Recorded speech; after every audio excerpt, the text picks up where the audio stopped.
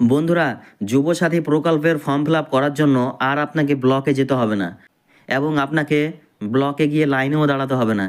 এখন খুব সহজেই আপনি বাড়িতে বসে আপনার হাতে থাকা স্মার্টফোন দিয়েই আপনার যুবসাথী প্রকল্পের অনলাইন অ্যাপ্লিকেশনটি সাবমিট করতে পারবেন।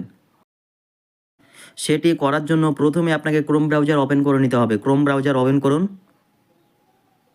তারপর সার্চ করুন APASGOVWB।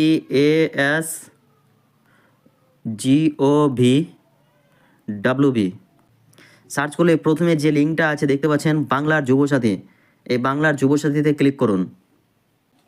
ক্লিক করলেই এরকম একটা পেজ দেখিয়ে দেবে।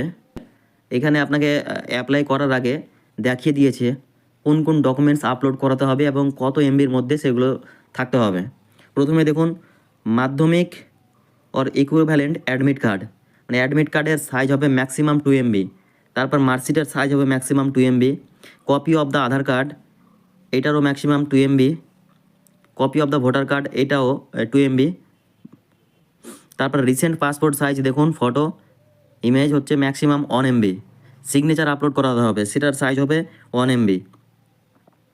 ডকুমেন্টসগুলো প্রথমে রেডি করে নিয়ে তারপর দেখুন এখানে অ্যাপ্লাই অনলাইন, এখানে 3টে অপশান আছে। ডাউনলোড সিস্টেম গাইড, এখানে যদি ক্লিক করেন তাহলে আপনাকে পুরো অনলাইন প্রসেসটা কীভাবে করতে হবে পুরো গাইড দেওয়া রয়েছে। তারপর সেকেন্ডে আছে অ্যাপ্লাই অনলাইন, তারপর নিচে আছে চেক স্ট্যাটাস। অ্যাপ্লাই অনলাইনে করবেন, অ্যাপ্লাই অনলাইনে করে